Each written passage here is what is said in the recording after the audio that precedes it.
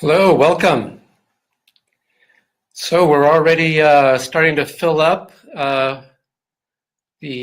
attendees. This is great. Let me just make sure you can see me all right. I apologize for the glasses. You're going to be seeing a reflection during the webinar. I can't see without the glasses, so we're kind of stuck with that. I'll do my best to not wear them when I can. I really want to welcome you.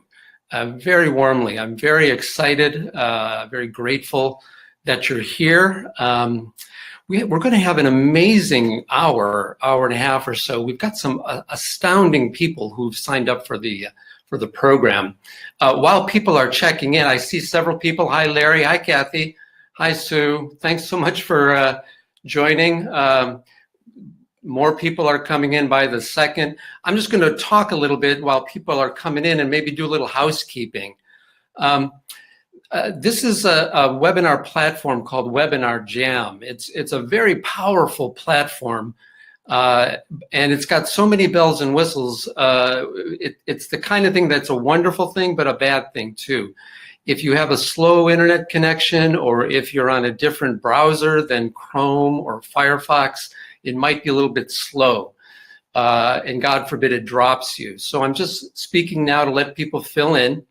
But if you are dropped for any reason, what I want you to do is just go right back to that link that you got in on, just come right back in again.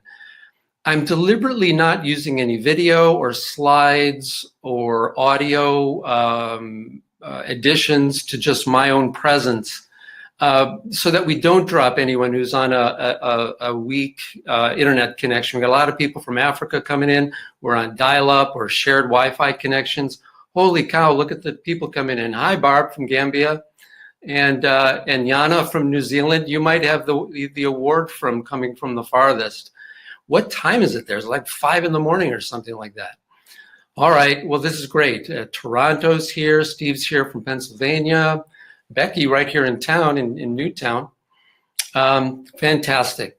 So I want to just point to you, let's see, that's not right. It's to your right on the side there. That's the chat bar. You can see people's comments already, people checking in, fantastic. And there's a little spot on the bottom of that. It says type your message. At any time you want to let me know something, or if there's a problem, or when we do little polls, you just type in your comment there, it'll show up and I'll be able to see it. This is fantastic. Kurt and Teresa are here, Jean's here, Elizabeth, and Mindy's here, and oh, fantastic. This is wonderful. I couldn't be happier that this is happening.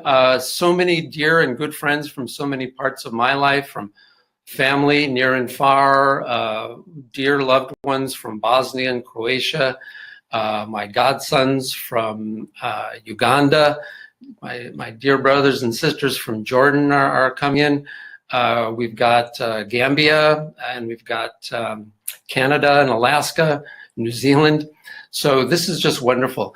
I want to say that I want to devote today's session to a friend of mine's mother who passed away just a little while ago. Gretchen Krutz's mother passed away, and I want to donate anything that is good that comes from this time together to Gretchen's mom, and to any of your loved ones who've passed recently. Hi, Gary and Cindy. I know you guys are sacrificing a lot to be here. Thank you for joining. Gary and Cindy do amazing work in Santa Monica and are on their way to a program to support our immigrant population right after the webinar, so we don't want to waste their time. Laura's from Chicago, Elizabeth from South Carolina, Larry's here.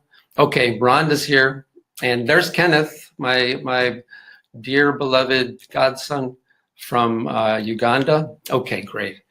All right, everyone. So we'll just get started now to respect people's time. Again, I want to apologize for my glasses because I can't see unless I wear them. So I have some notes over here on my side to make sure I stay up to date with what I wanted to talk to you about. Now, so let's just do this. Why don't you text right now your time zone? Where are you? What time is it where you are right now? And just type that in. And there's about a 7-second delay from the time I speak to the time you hear it. So Alan's from Australia. If you get a second, just type in the time, noon for Mindy, Pacific time for Gary, 11 a.m., 10 a.m., 1 p.m., 3:06. That's, I think, a.m. Alan, is it 3:06 a.m. in Australia? Oh my God. 12:05, 1 p.m. Kenneth, what time is it in Lyra? Are you in Kampala right now? Alan, Arizona, 10:05. There's Emma. Hi, Emma. Welcome. Sue, okay. Sue is in Newtown. It's 1 o'clock, same as here. Adrian, hi, Adrian, one of my oldest friends from the Chicago area. Wonderful. All right, great. So we've got the system's responding. Let's just get started. It didn't occur to me until a day or two ago when I started to look at the names and the locations of the participants that there's an astounding array of amazing people who've signed up for this webinar. Many of them are already doing truly historic and wonderful work in their homes in extremely trying circumstances. Northern Uganda, Bosnia and Croatia, Jordan, Newtown, Pine Ridge, all over the world, really. So if this webinar did nothing else but connect these wonderful people to each other and give you a platform of support and appreciation, then I think we've really accomplished a lot. But you should take great heart in knowing you are in the company of some astounding young people, astounding people in general. And for all of us, we haven't written our whole story yet. So this whole webinar, its intent is to help you along that path and to help us nurture each other along the way. So really, that'll be our first gift. The first gift of this webinar will be this network. And I'll tell you about later how I'm setting up a Facebook group page for the 21st Century Conversations, where we can nurture these connections.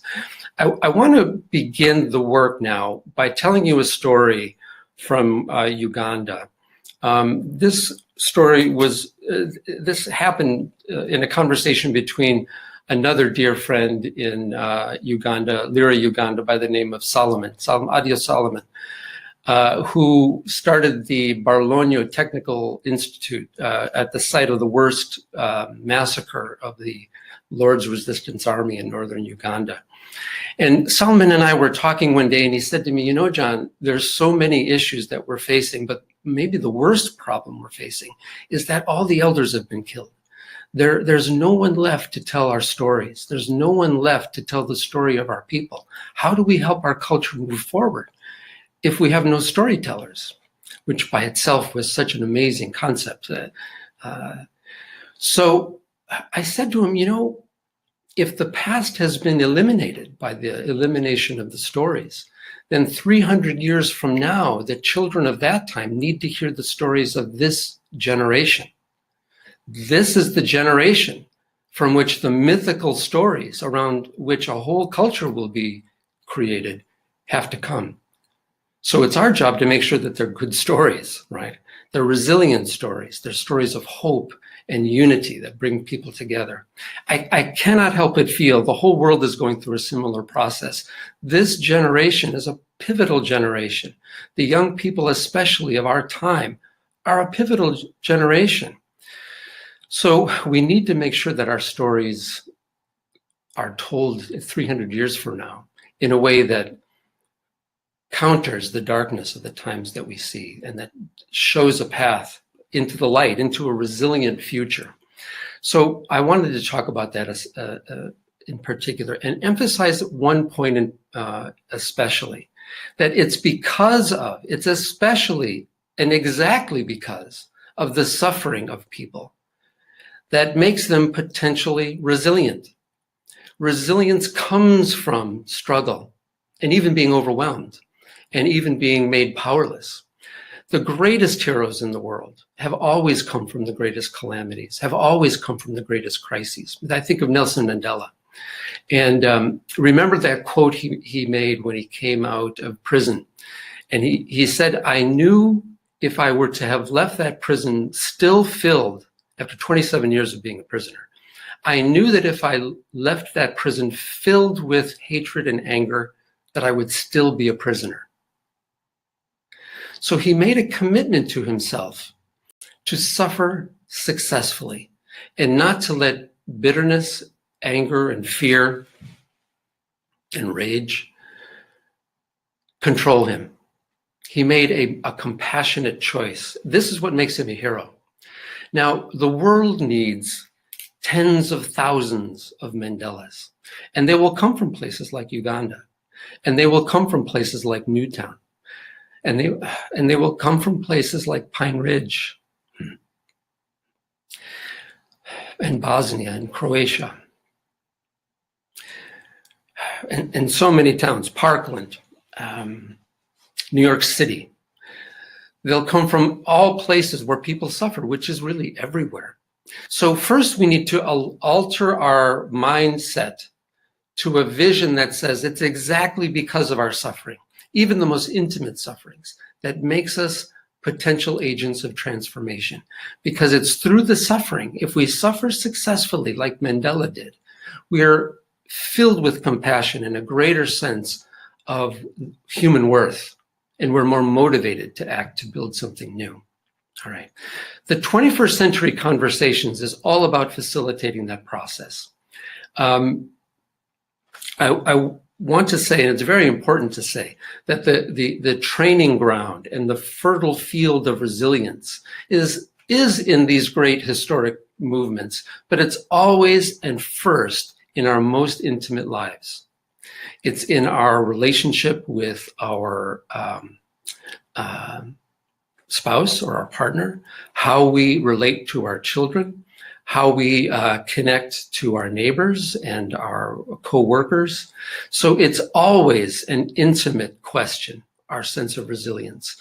And really the most heroic acts happen over a dinner table, between spouses or parents and their kids, between kids and their peers. All right. That's important to say. Now, the reason I bring up these larger cases, these heroic acts of some of the people who are on this webinar, is because it's a proof that resilience is possible. It's a proof that we can suffer successfully, that we can move from our struggles into something nobler, something bigger. So I want to give you some gifts. The first gift, as I mentioned a little bit earlier, is the connections that we're making through this webinar and what we'll do with the 21st Century Conversations. So that is our first gift. The second is the training itself, which comes from 30 years of experience working in traumatized settings, let alone from therapeutic settings. But I want to give you a third gift, and that is a little booklet that I'll send to you via email. It's called The Cheer, and it's the story of a 6-year-old and a 14-year-old in a refugee camp in Croatia in 1993. These two young people, a 6-year-old and a 14-year-old, made some of the most heroic decisions I've ever seen anyone make. So resilience and becoming an ennobled, compassionate human being doesn't require us to be an adult. These life-changing decisions can be made by children and must be made by children. And this story will show you how that's possible. I want to give you another gift, and it's another booklet. It's another story of a group of Bosnian women from many different religious backgrounds who came together at Harvard, and I facilitated a conversation over a week's time with them about how they might become resilient. And through all they had been through, all of the trauma, all of the horror of the genocide in Bosnia that they had been through, where each of them represented a side that had committed atrocities against the other. But these women came together in unity and formed a women's coalition of interreligious understanding. It was amazing. So I'm sending you these gifts as proofs. I don't want you to leave this webinar, and certainly not the 21st Century Conversations, without knowing that if these people can be resilient, if they can make these enormous choices in their lives, all of us can. There's hope for all of us. These are living examples of people who've been through the worst that humans can experience and made the noblest, most resilient choices. All right, so once we know that, then we're on a path to our own transformation. All right, pause for a second. Anybody having any problems? How are we doing? Yes, this will be recorded, and if you do want to see the recording later, you just use the exact same link that got you onto the webinar now.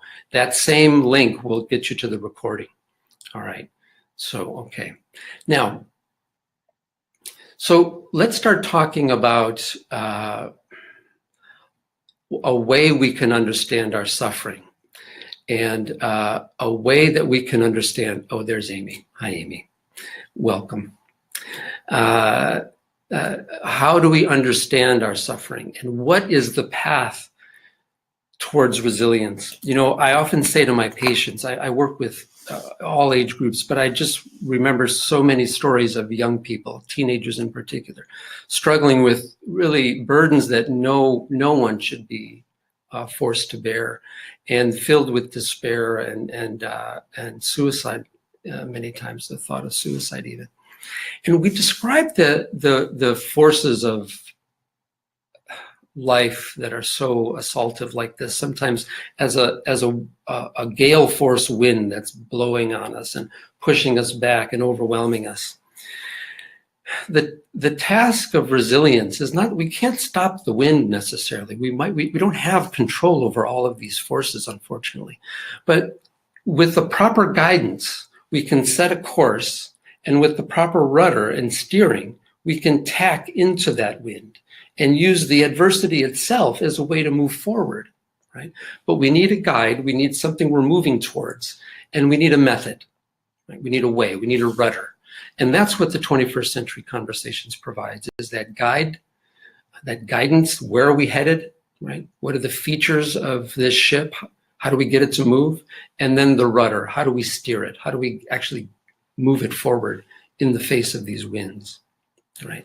So that's the metaphor I'm using right now. So let's jump right into it. And I want to start with the next gift, which is a way that we can understand our suffering and resilience from something that we did in New York City. After 9/11, I got a call from the mayor's office in the city of New York. And they asked if I could come and help them understand how they might design resilience programs for the kids in the city. So I went down, and I was sitting in one of the mayor's offices with all these commissioners sitting around. And my first comment was that we have to understand the nature of identity and how our suffering affects our identity. And if you don't mind, I'm going to tell you a little story about a clinical situation using the example of, let's say, working with a veteran. Now, this will be an extreme case of talking about a combat veteran, but you'll hear things that sound familiar in this, that perhaps your own experience hasn't been this extreme, or maybe in your case, it may have been more extreme than this, but it'll give you a template upon which to understand how suffering affects our identity. And that's a key piece that we need to understand our resilient path and how we steer through it, and how 21st Century Conversations help us do that, right? So here's what I said. Let's just say you were an 18-year-old in the United States in 1968. And let's say at that time in your life, you're 18 years old, you wanted to give yourself to something bigger and nobler, something bigger than yourself, something you could sacrifice yourself to, something that you thought was noble, like the protection of women and children, stopping tyranny. Let's say these were beliefs that you had, whether they were politically correct or not, you believed them. So as a result, you signed up for the Marines so that you could go to Vietnam and do what you thought was protecting people from oppression, even being willing to sacrifice yourself for a noble cause. So the motivation is good. So let's say you arrive in Vietnam, and one of the first things you're told by your sergeant is that you're going to go out on a patrol, and that any person, any Vietnamese person that approaches your platoon, if they come closer than 30 feet, you're to give them a warning at 30 feet. If they come any closer than that, you're to shoot them, even if they're a civilian. And the reason is you're told to shoot them because they may be carrying a bomb. And if they get any closer, they'll kill everyone in the platoon. So for self-preservation, you are ordered to shoot anyone who comes closer than 30 feet. Well, now you go out on a patrol, and this happens all the time. People come close to you, and your platoon is shooting civilians. Well, that's not what you signed up for. You signed up to defend the innocent, to protect children, and to defend democracy. And you're doing this heinous act. What effect does that have on someone? What does it do to their vision of what noble is? It destroys it. You know, maybe they have a sense that really nothing is noble, or the things they believed in most no longer hold their nobility, right? And now this notion that they could be an agent of nobility and do something meaningful in life, that's destroyed, right? So a vision, the goal is destroyed, and their sense of their own competence and confidence in their own ability to be good, that's also destroyed. What connects those two, what connects a vision with our sense of capacity, is our motivation, and that's also destroyed. Now, when you come home and you want to have an intimate relationship, you want to develop a family, how do you tell someone that the most powerful experience of your life is a horror? How do you share that with anyone? It becomes extremely difficult. So the most powerful experience of your life winds up creating a wall of isolation around you. This combination of a loss of a vision, the loss of a sense of competence as an agent of the good, a loss of motivation, and isolation, these four things I call a weakened identity. And a person with a weakened identity has a very difficult time engaging meaningfully with others, because how do they talk about their inner life? How do they believe in anything that's valuable and good? How do they believe in themselves, right? So in one way or the other, there is an enormous number of people in the world right now from any number of types of suffering, whether it's genocide or war or substance abuse or physical abuse in the family or oppression because of racism or any number of reasons, a shooting like what happened in Newtown, where all of these things are in play. How could there be anything good in the world? How could I be the agent of good? Why should I try? And how isolated I feel as a result, right? Now, these are noxious. These are tendencies that sap a person's life force, right? And a way out of that is what we're going to define one resilient path, right? But now there's another kind of resilient or identity response to suffering. And it's actually quite the opposite of a weakened identity.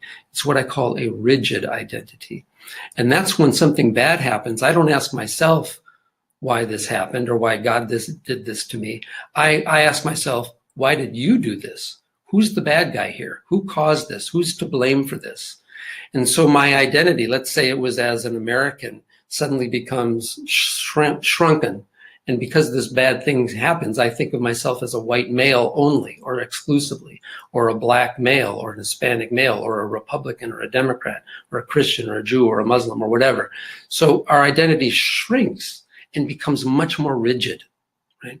And when we do that, our standard of assessing what is good changes too. Whatever's good for our group is the good, and everybody else is bad. Everybody else is the enemy.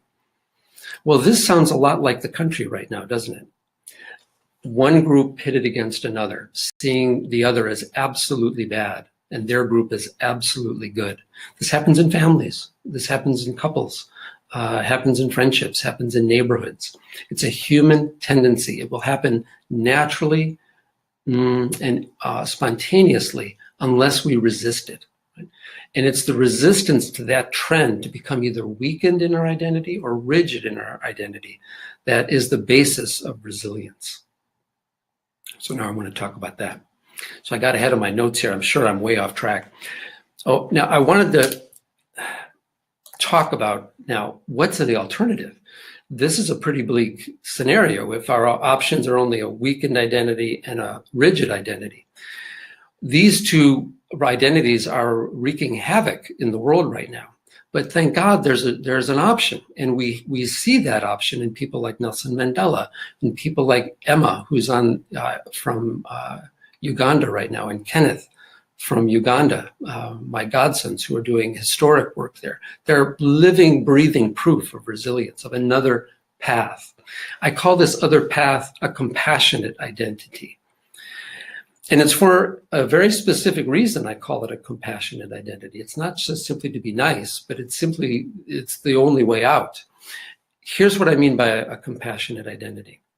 It involves the capacity to resist in your heart and in your emotions and in your mind, these tendencies to become weakened in your identity or to become rigid, when the natural tendency is to draw in smaller and say that that person's the enemy and I'm angry and enraged at them, or I'm afraid of this person and I don't know what to do and I'm paralyzed.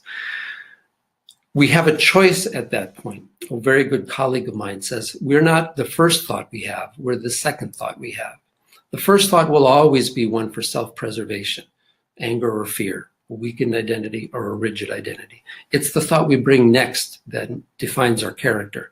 There I am, I'm getting angry. I need to resist being angry and see the bigger picture. I need to resist seeing this person as my enemy. Find a way to not allow that wall to develop between us, right? So there are three skill sets that are essential to a compassionate identity, and this is the crux of resilience. There are many skills that define resilience. They can all be categorized within these three skill sets. The first is, as I was just mentioning, the ability to resist the pull on our identity to become smaller, and instead to become bigger and more inclusive, to see that in our suffering is the seed of everyone else's suffering, right? That if my spouse, my child, my neighbor is having a rough time or getting on my nerves in some way, they're suffering in some way that is common to my suffering. This is not an easy thing. And it doesn't happen just with the belief that it's a good idea. It requires cultivation, it requires practice, it requires a lifetime of practice. But that first task is to use our will to expand our identity, to bring in diversity, to bring in difference of opinion, to bring in a different point of view, a different experience, whether it be from our wife or our husband, our child, the kids' teachers at school, our neighbors, someone from another political party, people of other nations. It happens at all levels, all scales of human experience. So that's the first task. The second set of skills involve how suffering also rigidifies our thinking, right? It brings up habits of thinking about yourself. Well, I'm always the person who bad things happen to, or nothing ever good ever happens to me, or I'll be darned if I'm going to let anybody hurt me again, or my group of people deserves these privileges, right? So there are habits of our thinking that our suffering will make stronger, make more rigid. Part of resilience is having fluidity of thought, to be able to entertain multiple thoughts without saying one is always the best, right? Many different thoughts can be true and a good idea for many different circumstances. So we don't want to imprison our thinking because of our suffering in one little frequency. We want to have a breadth of frequencies that we can think in and be open to ideas. This is a challenge. It's called bias management, managing our bias. It's maybe impossible to get rid of our bias, but at least to manage it and to understand it when it's happening. So this capacity to observe our bias, both of our thinking and in our emotions, is the second skill set of resilience. The third category of resilience, which is really critical and is why we call them 21st century conversations, is that the first two abilities, the abilities to create a larger unity, a compassionate unity, and the ability to be free from bias or from habitual thinking, these two skill sets are the underpinnings of the capacity to creatively problem solve, to use creative communication skills to solve problems. So we're not using our communication simply to dominate, to get someone to think exactly the way we do. Have you noticed when you have a conversation with a lot of people, it's not really a conversation, you're just waiting turns to say what you have on your mind, and nobody's really listening to the other person or growing or evolving a new thought. So we're rehearsing our habitual thoughts. And if we're aggrieved in some way and we get together with someone else who's aggrieved, we're just rehearsing our anger and why we should be more angry at somebody. So the ability to create these expanded unities and to allow our thinking to be more free is nurtured by and supported by communication processes that facilitate that and nurture it.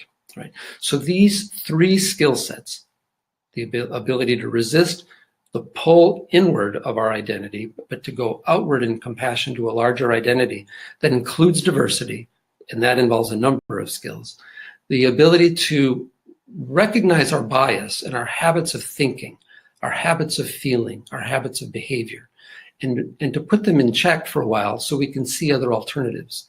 That's the second skill set. The third is the communication skills needed to facilitate all of that and to problem solve creatively. All right, so these are the basic frameworks of our building resilience together. Now, the 21st century conversations, which I'm going to describe in a second, use something that we call transformation exercises as a way to facilitate the experience of these resilient skills. How can I really move towards resilience if I really don't know what it feels like to do any of these things I just mentioned? I might believe that it's a good idea. It doesn't mean I'm necessarily good at it. We might believe something in our religion, for instance, doesn't necessarily mean we're a good person. We got to work at it. We got to practice it. Same thing with resilience. It's all the same thing. So let me tell you another story. Let me put my glasses on so I can see what the story I'm talking about. All right, here's a transformation, or a version of a transformation exercise that I'll tell you now here. The full exercise is much more involved, but one of the things we do is we will ask people sitting in a small group. Let's say there's 30 people. At our 21st century conversations, we'll have between 30 and 40 people here. And let's say we break them into small groups of 3 to 5 people. We'll ask them in that small group, we'll ask for one person to tell a story of someone they know who gave them hope. Can't be Jesus or Muhammad or someone you've never met. It's got to be someone you know, right? Someone who gave you hope. And we'll just ask them to speak about that person and what they did for 3 minutes. Now, the other people in the group, while this person is speaking about the person who gave them hope, the other people in the group are honing a new way of looking at that person. They're looking at them, trying to see the strengths that that person has while they're describing their hope that someone else gave them.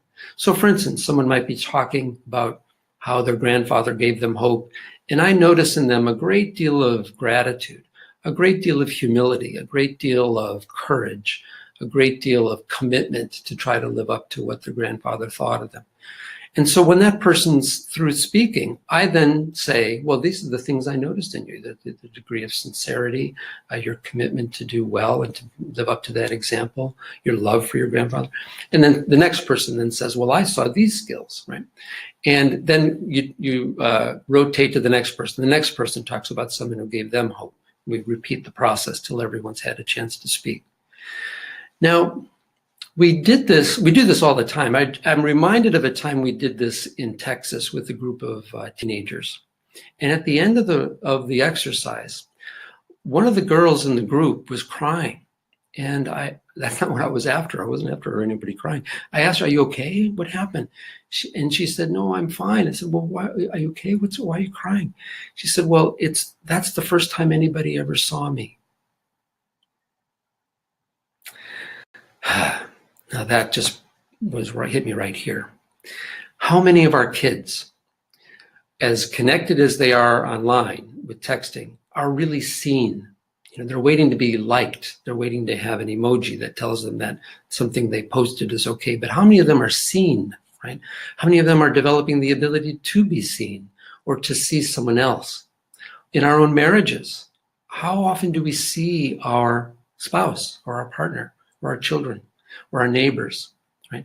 So this talent of looking for a strength and commenting on that first before you even comment on what the person was thematically talking about is absolutely transformative. There's a very famous psychologist, his name is Jerome Kagan. I had the privilege and joy of knowing him when I was at Harvard. We were at a dinner party once, and I said to him, "Jerry, what is it that motivates people? What do people really want? What is the thing that moves them?" And he said, "Well, I think it's really basic. I think first and foremost, people want their virtues to be recognized." I thought that was a very profound statement. You think about just the times you argue with somebody. It's usually because you feel they don't see the virtue you were bringing to the mistake you made. Well, yeah, I meant to take out the garbage, but I was cleaning this, or I was doing this, or yeah, but didn't you see I meant this? I was trying to do this. And so we argue about what was done, but we miss seeing the virtue in the other. So even when we argue, we're arguing over wanting our virtue to be seen. Well, what if we put that right up in front? And what if we started a conversation with, "I'm so grateful for your question to me. It really shows you're interested, and that it shows a sense of passion and a love for life in you. That's inspiring to me. It motivates me." What if you started a conversation like that, or something like that, if it wasn't too artificial and manufactured? But I would like to ask you, in the next few days, maybe in the next 24 hours, try that with someone in your circle, right? In your family, at work. Simply observe the virtue in them as they're talking about anything, and then tell them what you saw with no expectation of a return, with nothing. Just say that. See what happens to the relationship. It will change. So this is an example of one of many transformation exercises that we begin a 21st century conversation with. And it's to practice the skill of resilience, of transforming that tendency to move inward in our identity so that we can move back outward again. All right. So let's see. How are we doing so far? Okay, Amy. We're connected in so many ways we're not connected, aren't we? Rehearsing our habitual thoughts. Yeah, rehearsing habits, and that's kind of masquerading as an actual conversation. Yeah. Emma's having some trouble staying connected, and again, that's the issue we were concerned with bandwidth across the world. All right, this is helpful, guys. All right, now, so let's talk about what a 21st century conversation actually looks like. I'm completely off my script, but I know it enough. I can talk to you about it. So let's talk about how a 21st century conversation does these things. Now, let me tell you a little bit about the 21st century conversations, where they came from. That's why you're here. This methodology had evolved over 30 years. Got a big pickup after my time in Bosnia and Croatia, where I was running a trauma program for the State Department through the School of Public Health at Harvard. And what was clear is that there was no way to have a trauma response at that scale after a genocide involving so many hundreds of thousands, millions of people. There weren't enough psychologists, psychiatrists, social workers in the world to help Sarajevo, let alone all of the region. So it made me think seriously about how appropriate is it for us to rely only on mental health care professionals to be the agents of resilience. So when I got back, I started to think, maybe we got this wrong. We shouldn't only be thinking about treating trauma, which we should treat trauma, but how do we get in front of the trauma so it doesn't happen in the first place? Or that the people who do enter a traumatizing experience are kind of inoculated against its negative effects because they have resilient skills present. It's like an inoculation so that you become immune to the negative effects of trauma. So this became the center of my thinking when I came back to Harvard. I started something called the Resilient Responses to Social Crisis Interfaculty Working Group, getting faculty from all over Harvard to talk about this idea. So when 9/11 happened, I mentioned to you the mayor's office called me in New York, and so we implemented a version of the 21st century conversations there. Then we got invited to New Orleans and Mississippi after the hurricane there, Hurricane Katrina and Rita, did the work there.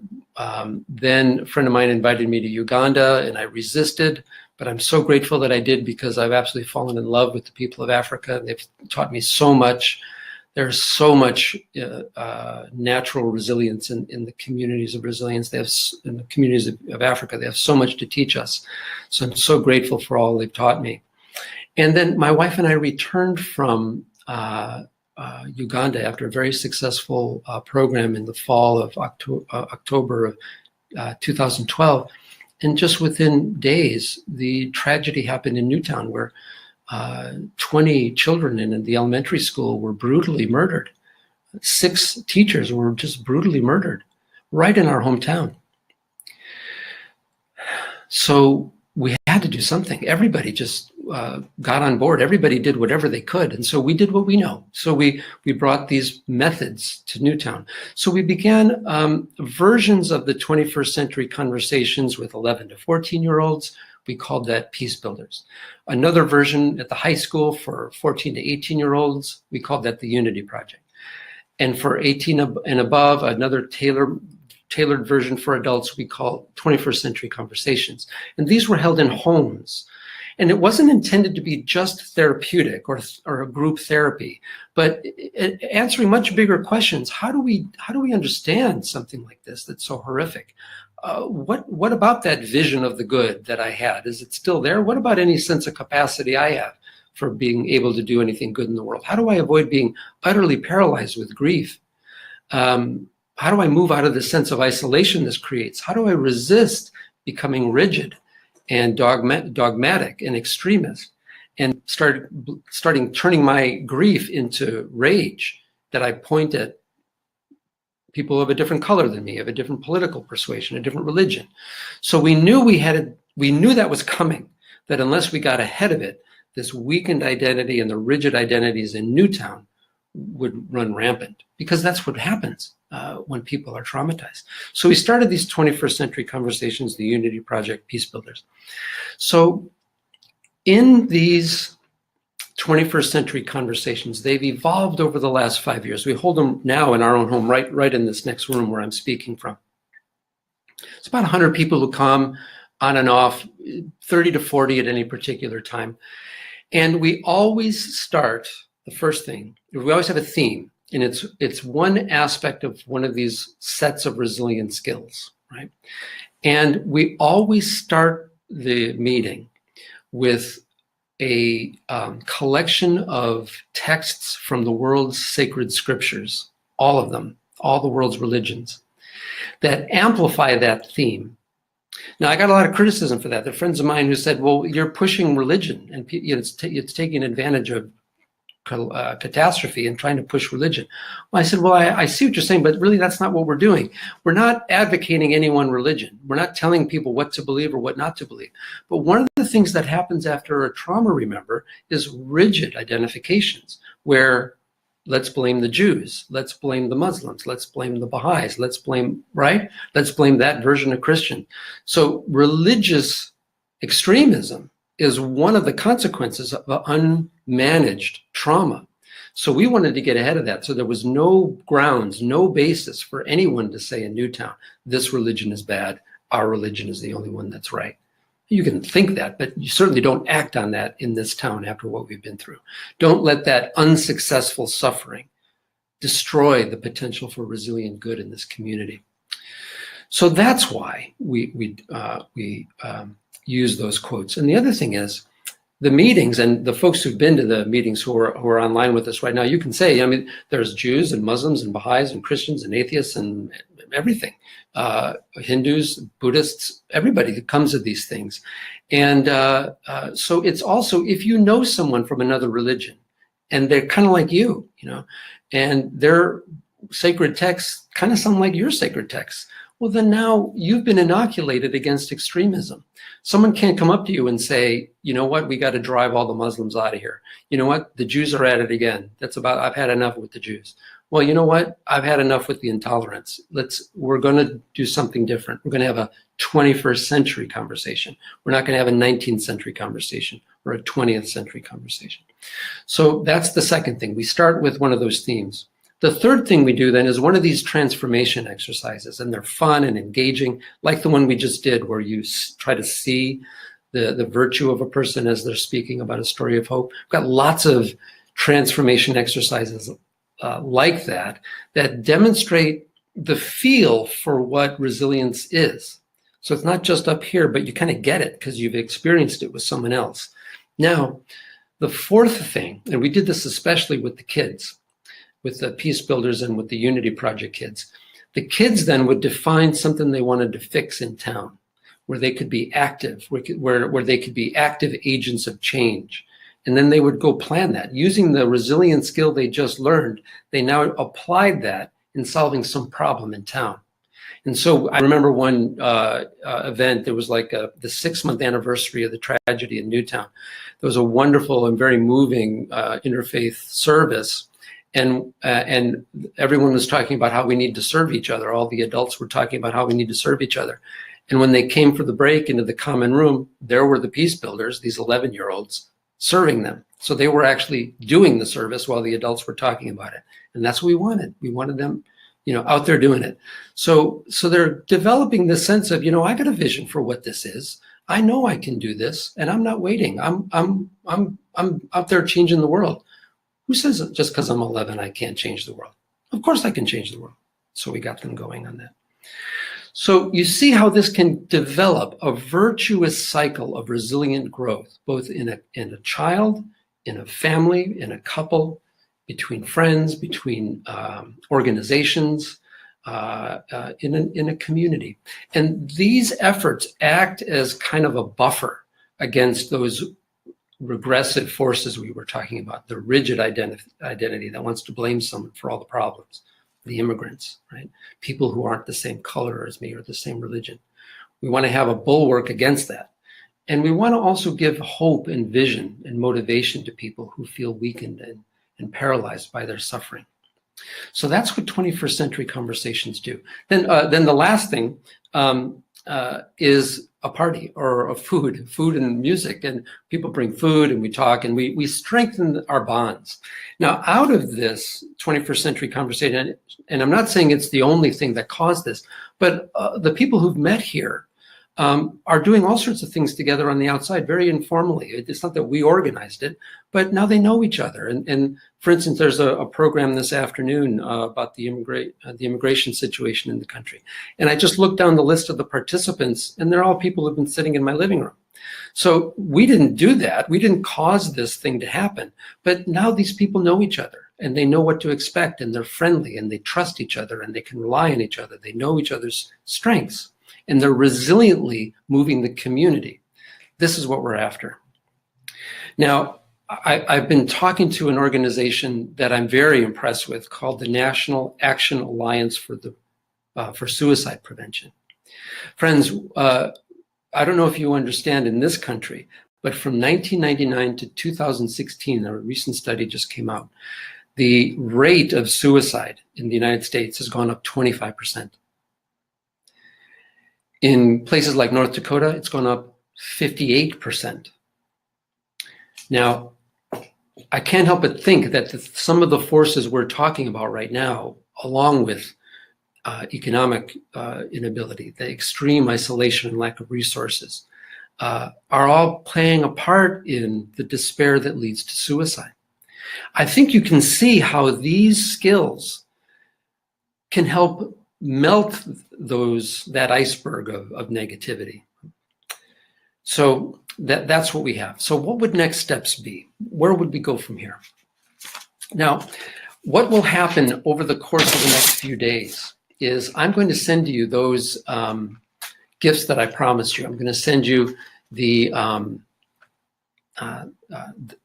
cheer, the story of the 6 and 14-year-old in Karlovac, Croatia. I'm going to send you Building Hope, which is the story of the Bosnian women from the different religious backgrounds, so that you know beyond a shadow of a doubt that hope is possible in the most extreme circumstances. If they can be resilient, we can be resilient.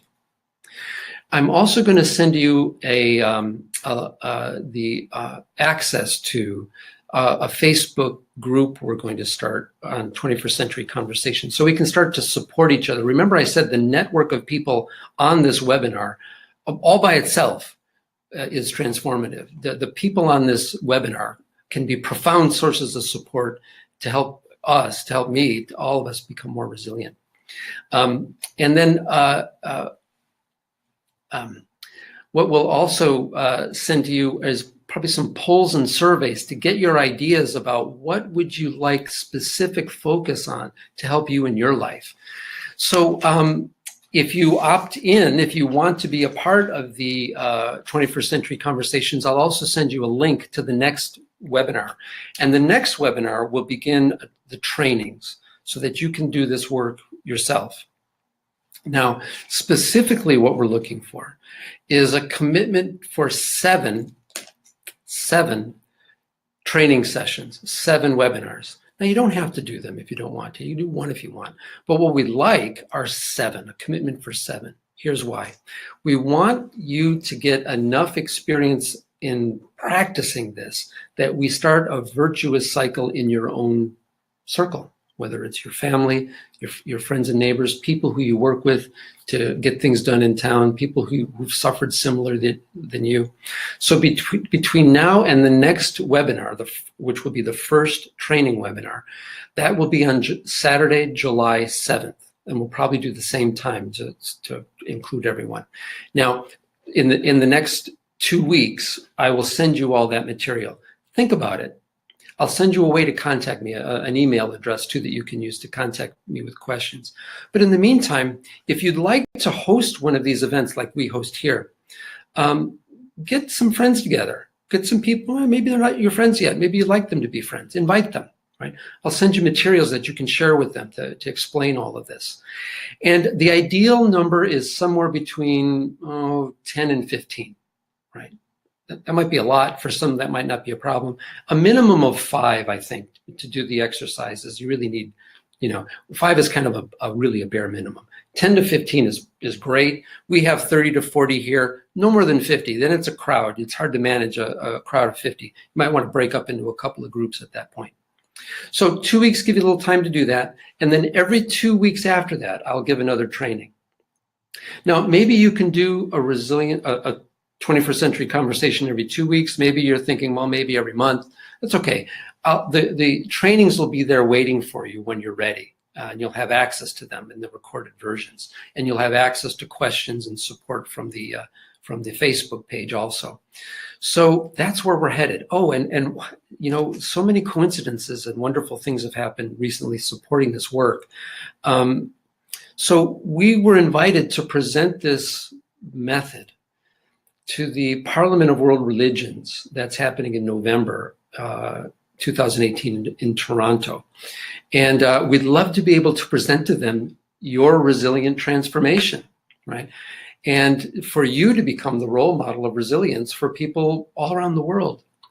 We're all learning. There is no end point. All of us are in need of more.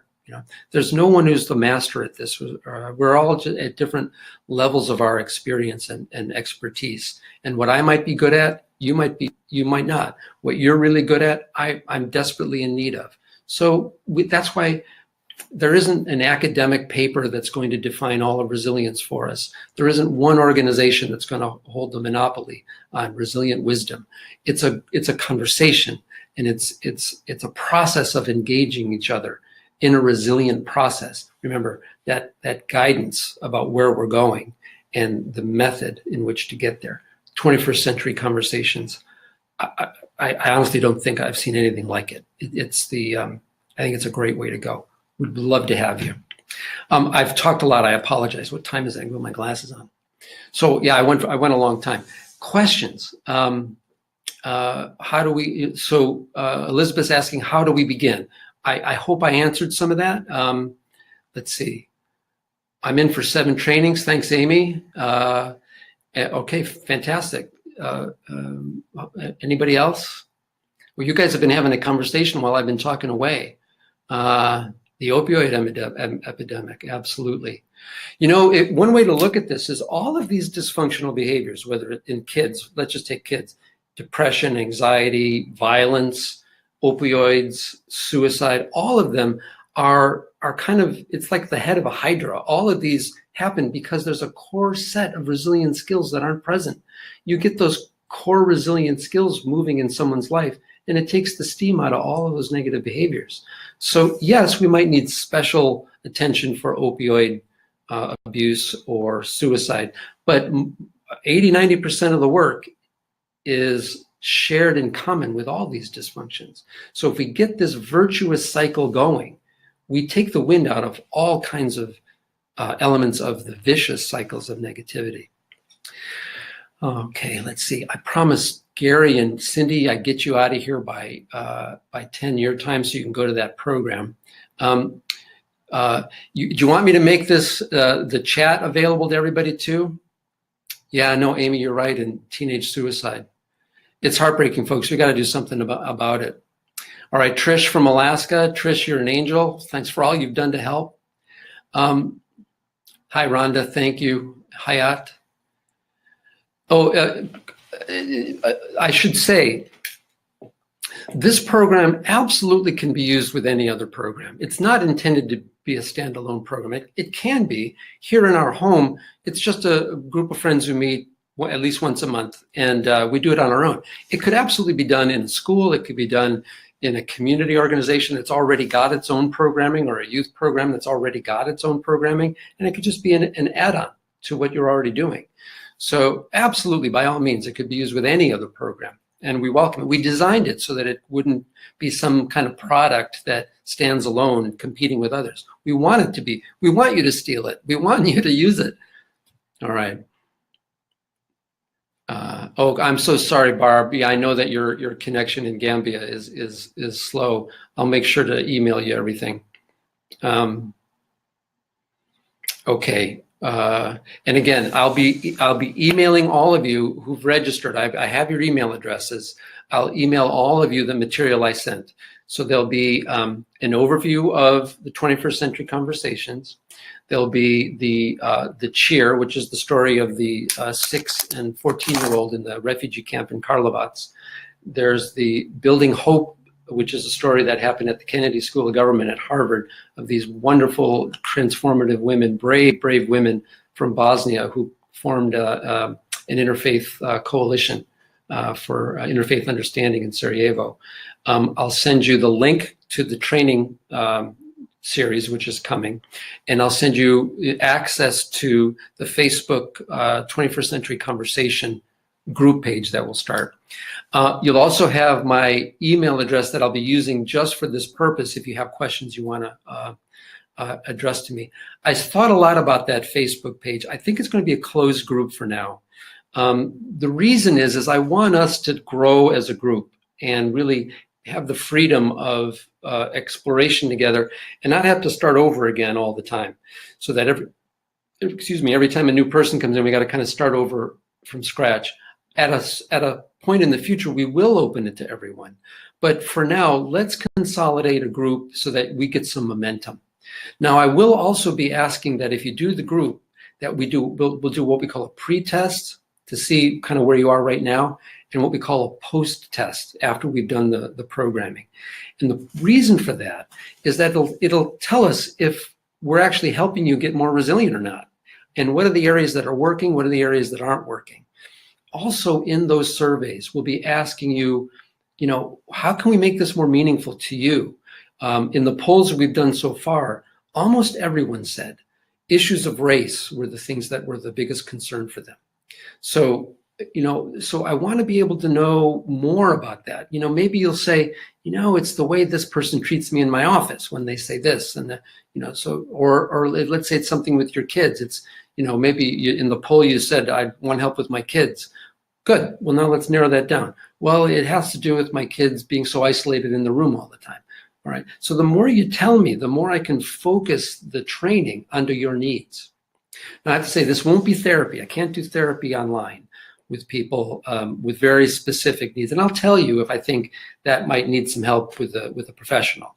But the more you tell me about what your needs are, the more I can hone the trainings to suit your needs. So it's not just academic and theoretical, but it's actually helping you. All right, let's see. Get my glasses back on. Yeah, homeless. What a great idea. What a great idea. All right, thanks, Kurt and Teresa. Okay, good. I've got your email address. Is the first skill set equivalent to empathy? Yeah, empathy is a core piece of that building unity. I want to make a distinction between beliefs and skills, right? I might believe a certain theological position, but if you look at my life, you don't see it anywhere. It's not operating anywhere in my life. I say I believe it, but I'm not doing it, right? I might say I believe everybody's, I don't know, take your pick, forgiven, or we're all one or something. But the way I act to people doesn't show any of that. So I'm not about practicing doctrines. We want to make this alive in our lives. There's too much at stake, right? So we need to make these skills alive and vibrant in our own lives. Friends, I have to respect the time of others who wanted to move on. So if you need to go, I understand. Some of you have to get on to other things. And I cannot thank you enough. I'll get in touch with you all very soon.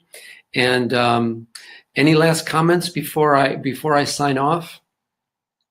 And so you know what to expect. You're going to expect an email from me with the access to the 21st Century Conversations Facebook page, the Cheer, which is the book about the 6 to and 14-year-old, Building Hope about the women from Bosnia, and the registration for the training webinars, and a little summary of what we're doing. All right, you guys, let's go change the world, okay? All right. God bless you all. Take good care. All right, bye-bye now.